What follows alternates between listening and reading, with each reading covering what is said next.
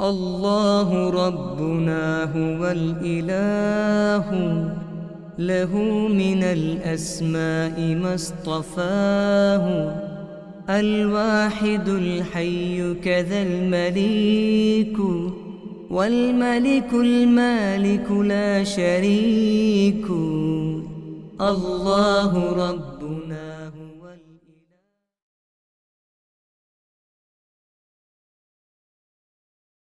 Bismillahirrahmanirrahim. Assalamualaikum warahmatullahi wabarakatuh. Jadi alhamdulillah pada malam ni kita sambung lagi perbincangan dengan Ustaz Haji Mahfuz Muhammad. Jadi pada malam ini Ustaz, sebelum ini kita tengok di masjid-masjid setiap malam Jumaat penuh. Ambillah sekitar anggaran satu masjid tu 100 orang. Jadi kebiasaan malam Jumaat orang baca Yasin.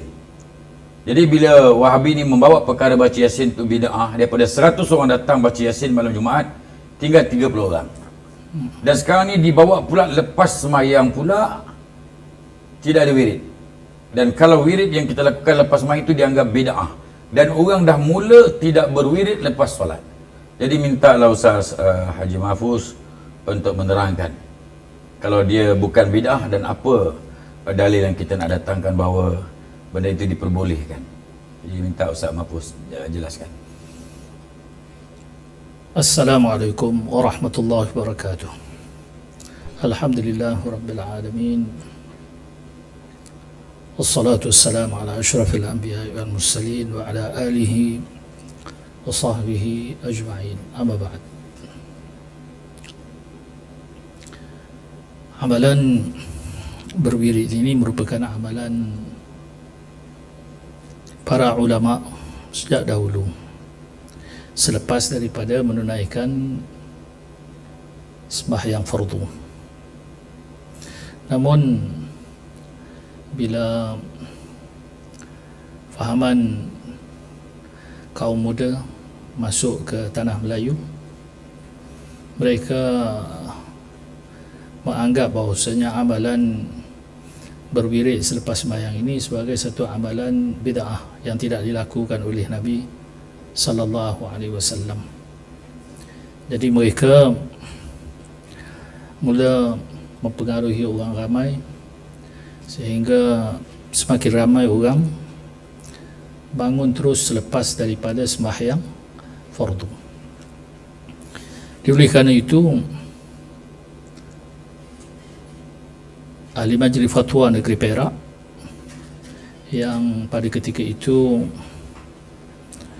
muftinya adalah Syekh Ghazali telah membuat pertemuan dengan ahli majlis fatwa untuk membincangkan tentang masalah wirid selepas daripada sembahyang, dan akhirnya mereka telah menulis satu keputusan fatwa daripada ahli majlis fatwa negeri Perak.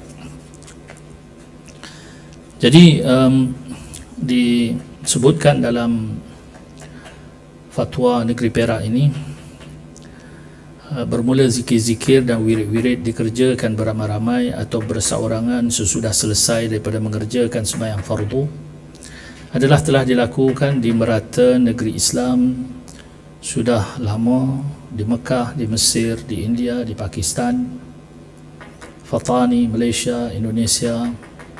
Setahu kita tidak ada siapa yang mengganggu apatah lagi melarang. Tapi di masa akhir-akhir ini ada yang mengatakan bid'ah berzikir dan berdoa selepas daripada sembahyang. Berikut di bawah ini dibentangkan nas-nasnya. Jadi didatangkan ayat daripada suratul Ahzab, ayat yang ke-41.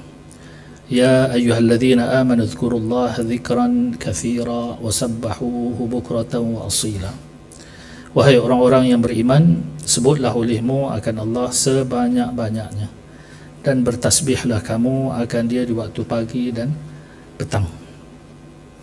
Ini nyata dan jelas sekali memerintahkan orang-orang mukmin memperbanyakkan zikir dan memperbanyakkan tasbih di waktu pagi dan juga di waktu petang. Untuk diperlakukan atau dipraktikkan perkara ini, lihatlah kebanyakan kaum muslimin termasuk guru-guru dan para ulama yang muktabar sesudah sembahyang fardu subuh sehingga naik matahari dan sesudah fardu maghrib beramai-ramai berzikir sehingga masuk waktu Isya. Keadaan yang demikian dilakukan di merata negara Islam. Jadi ini ayat Al-Quran menunjukkan suruh banyak berzikir. Kemudian dalam surah An-Nisa ayat yang ke-103 ada firman Allah bunyi, fa idza qadaytumus salata fadhkurullaha qiyaman wa qu'udan wa ala junubikum. Apabila kamu selesai daripada mengerjakan sembahyang, maka sebutlah olehmu akan Allah, sama ada di waktu berdiri, di waktu duduk, baring, di atas lambung kamu.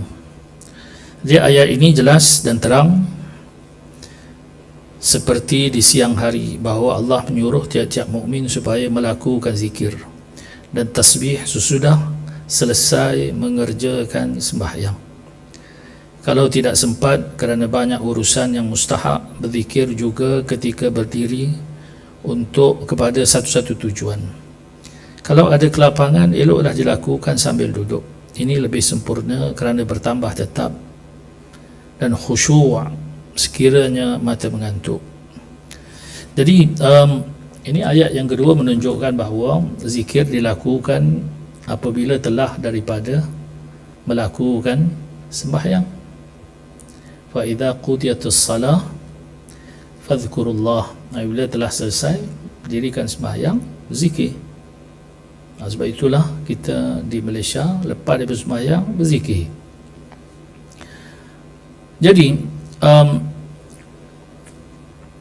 pendapat-pendapat ulama berhubung tentang masalah zikir selepas daripada sembahyang ini yang dikatakan oleh golongan Wahabi sebagai bid'ah yang dalalah, yang sesat.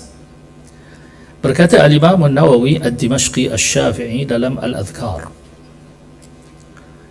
ajma'a al-ulama'u 'ala istihbab adh-dhikri ba'da as-salah wa ja'at fihi ahadith kathirah صحيحة في أنواع منه متعددة هنذكر أطرافا من أهمها. Artinya telah ijma' ulama, sepakat ulama, konsensus di atas sunatnya berzikir selepas daripada mendirikan sembahyang, dan banyak hadis-hadis yang sahih yang menyebutkan tentang pentingnya berzikir selepas daripada sembahyang. Jadi berzikir selepas daripada sembahyang bukanlah bid'ah dalalah sebagaimana yang dituduh oleh golongan Wahabi. Pada hari ini di antara untuk mengenal orang yang telah dipengaruhi oleh Wahabi, selepas daripada salam mereka bangun dan meninggalkan saf. Ada sebahagian daripada kita kaum Ahlussunnah wal Jamaah bangun selepas daripada sembahyang, tetapi untuk menghormatinya biasanya mereka akan berdoa terlebih dahulu selepas daripada salam. Dan ada sebahagian daripada mereka duduk di saf yang pertama, dan bila mana selesai pada salam mereka terus bangun sebagai menunjukkan reaksi mereka kepada orang ramai bahawa yang betulnya amalan adalah selepas salam bangun, bukan duduk. Jadi seakan-akan mereka bangun itu body language mereka ataupun bahasa badan mereka mencerca orang yang sedang melakukan wirid selepas daripada sembahyang. Ada hadis daripada Al-Imam At-Tirmidzi yang diriwayatkan daripada Abi Umamah radhiyallahu anhu, qil li Rasulillah sallallahu alaihi wasallam ayyu ad-du'a asma' jawf al-laili al-akhir wa dubur as-salawati jawf al-laili al-akhir wa dubur as-salawati al-maktubah. Hadis ini adalah hadis yang hasan. Kami diriwayatkan daripada kitab yang sahih, yakni kitab Sunan At-Tirmidzi, daripada Abu Umamah. Ditanya orang kepada Rasulullah sallallahu alaihi wasallam di waktu mana berdoa yang lebih diharap tentang makbulnya. Maka Nabi SAW menyatakan separuh malam yang akhir dan di belakang tiap-tiap sembahyang fardu. Jadi ini hadis sebagai dalil yang sangat kuat untuk mengatakan amalan berdoa selepas daripada bersembahyang berjemaah itu adalah satu yang baik dan ada dalilnya dan ada hujjahnya. Bahkan disebut sebagai doa yang bersifat asma', yang sangat didengar oleh Allah Subhanahu wa taala. Kemudian yang ketiga, berkata Al-Imam An-Nawawi, diriwayatkan daripada Sahih Al-Bukhari dan juga Muslim daripada Ibnu Abbas radhiyallahu anhuma qala kuntu a'rif inqidaa salati Rasulillah sallallahu alaihi wasallam بالتكبير وفي رواية مسلم كنا وفي رواية صحيحيهما عن ابن عباس رضي الله عنه إن رفع الصوت بالذكر حين ينصرف الناس من المكتوبة كان على عهد رسول الله صلى الله عليه وسلم. وقال ابن عباس كنت أعلم إذا انصرفوا بذلك إذا سمعته. Al-Adhkar Safhah 670. Artinya diriwayatkan kepada kami dalam dua kitab Sahih Al-Bukhari dan Muslim daripada Ibnu Abbas radhiyallahu anhu berkata ia ketahui akan selesai sembahyang Rasulullah itu dengan takbir. Dan pada satu riwayat bagi Muslim kunna, tidak kuntu, yakni kami. Dan pada satu riwayat di dalam kedua-dua kitab Sahih itu pula daripada Ibnu Abbas radhiyallahu anhuma juga berkata bahawasanya mengangkat suara dengan berzikir ketika selesai manusia daripada sembahyang fardu itu adalah berlaku ia di masa adanya Rasulullah sallallahu alaihi wasallam lagi. Jadi ini hadis ini menunjukkan dengan terang dan jelas bahawa al-adhkar berlaku pada masa hayat Nabi sallallahu alaihi wasallam. Bahkan para sahabat tahu sembahyang telah selesai bila mendengar orang berzikir, bertakbir, bertahmid, bertasbih. Jadi bagaimana kita pun kurang faham. Orang-orang Wahabi ini mendakwa bahawasanya amalan zikir selepas sembahyang sebagai amalan yang bid'ah, yang sesat, dan mengatakan si ada dalil, si ada Nabi pola wirid selepas sembahyang. Jadi orang-orang Wahabi ini, mereka ini adalah orang yang sangat-sangat tidak amanah di dalam menyebarkan ilmu pengetahuan. Perkara yang dibolehkan dikatakannya sebagai dilarang. Bahkan di sisi Wahabi tidak ada satu bid'ah yang hasanah. Bagi mereka kullu bid'atin dalalah. Semua yang bid'ah adalah sesat. Jadi kalau begitu orang berwirid selepas sembahyang sesat. Orang berdoa selepas sembahyang sesat. Jadi oleh kerana itulah tidak hairan pada hari ini selepas daripada salam kita lihat ramai sekali jamaah yang bangun meninggalkan saf dan tidak berzikir bersama-sama dengan imam. Bahkan ada yang terkadang duduk di belakang imam, bangun dan meninggalkan saf, seakan-akan protes. Zikir-zikir ini adalah amalan yang bid'ah. Bahkan di Sarawak sudah ada imam-imam yang terpengaruh dengan ajaran Wahabi ini, selepas sembahyang kumat kamid si mau mengeluarkan bacaan aurat. Ada yang lebih parah lagi, si ada kumat kamid lagi, terus bangun, si ada wirid dan si ada doa. Contohnya baru-baru ini saya mendengar satu khutbah Jumaat. Saya dengar saja khutbah, nampaknya khutbah yang dibaca bukan khutbah daripada majlis.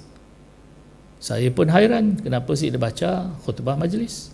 Dan kemudian didatangkan kalam-kalam yang berkaitan dengan khurafat, yang dikatakan banyak amalan-amalan ini sebagai khurafat dan bid'ah. Kemudian didatangnya kalam Ibn Al-Qayyim Al-Jauzi Jadi saya bertanya kepada pihak masjid, saya kata, siapa yang minta orang ini naik membaca khutbah? Dia kata, saya. Mengapa dia angkat orang ini? Sedangkan orang ini nampak ada ciri-ciri Wahabi. Kata, memang betul Ustaz. Ada pernah menjadi imam, cik mau dibacanya aurat selepas sembahyang. Ditinggalnya begitu saja. Jadi itu di antara ciri-ciri. Jadi kita dengar saja dia baca khutbah, kita sudah tahu siapa orang ini. Dan bila kita tanya dengan lebih detail, oh ternyata memang ada banyak lagi ciri-ciri Wahabi pada diri orang ini. Jadi tuan-tuan, puan-puan, sidang hadirin hadirat kasih sekalian, bacaan zikir selepas sembahyang ini berlaku pada zaman Nabi sallallahu alaihi wasallam. Dan juga Nabi diriwayatkan dalam Sahih Muslim daripada Thauban, kana Rasulullah sallallahu alaihi wasallam idza saraf min salati istaghfara thalathan. Nabi apabila selesai daripada mendirikan sembahyang beristighfar 3 kali dan berkata, Allahumma antas salam wa minkas salam tabarakta ya dzal jalali wal ikram. Jadi sebab itu tidak hairan kalau zikir selepas sembahyang dilakukan oleh imam di negara ini sejak berkurun-kurun dimulakan dengan istighfar. Dan istighfar itu ada dia punya hadis, dan juga kemudian diikuti juga dengan Allahumma antas salam. Juga ada dalam hadis Nabi yang menyebutkan Allahumma antas salam wa minkas salam. Cuma dalam hadis disambung terus tabarakta ya dzal jalali wal ikram. Namun diamalkan di negara ini Allahumma antas salam wa minkas salam wa ilaika ya'udus salam fa hayyina rabbana bis salam wa adkhilnal jannata daras salam tabarakta rabbana ya dzal jalali wal ikram. Ada penambahan. Menambah bacaan ini tidaklah dianggap sebagai bid'ah, bahkan merupakan satu yang baik, kerana penambahan itu dibuat oleh para alim ulama yang muktabar. Jadi kita juga mudah untuk mengenal Imam Wahabi ini bila mana dia baca Allahumma antas salam ditinggalkannya wa ilaika ya'udus salam wa hayyina rabbana bis salam wa adkhilna, itu ditinggal. Jadi kalau kita mau kenal Imam Wahabi, itulah Allahumma antas salamnya diringkas. Sedangkan amalan aurat yang dibaca selepas daripada sembahyang ini adalah merupakan aurat yang disusun oleh Syekh Ahmad Al-Qashashi. Syekh Ahmad Al-Qashashi ini lahir pada kurun yang ke-9 Hijrah. Sebab itulah nama aurat selepas sembahyang yang diamalkan di negara ini dinamai sebagai Al-Aurat Al-Qushashi ataupun Al-Aurat Al-Qushashiyah yang disusun oleh Syekh Ahmad Al-Qushashi dan kemudian dibawa ke Nusantara oleh anak murid beliau, iaitu Syekh Abdul Rauf Al-Fansuri yang merupakan anak murid kepada Syekh Ahmad Al-Qushashi. Aurat ini juga disebut sebagai Al-Aurat Al-Madaniyah, aurat Madinah, kerana aurat ini banyak diamalkan oleh ahli Madinah. Ada tersebut di dalam sebuah kitab yang dikarang oleh seorang tokoh ulama yang masyhur di tanah Melayu di satu ketika dahulu, kitab yang berjudul Ma'khadhus Sibyan ila Tariqatil Jinan. Dalam masalah aurat ini, apa kata beliau? Ini satu kaifiat zikir. Artinya aurat selepas daripada sembahyang itu satu kaifiat zikir yang datang daripada Nabi sallallahu alaihi wasallam, yang dihimpunkan oleh Syekh Abdul Rauf, murid kepada Syekh Ahmad Al-Qushashi. Jadi kitab ini menerangkan dengan jelas siapa yang telah menyusun, yang diambil daripada Nabi sallallahu alaihi wasallam, iaitu Syekh Ahmad Al-Qushashi, yang diambil daripada kebanyakan ahli Madinatul Rasul, yakni daripada Madinah Al-Munawwarah, yang dijadikan wirid kemudian daripada sembahyang 5 waktu.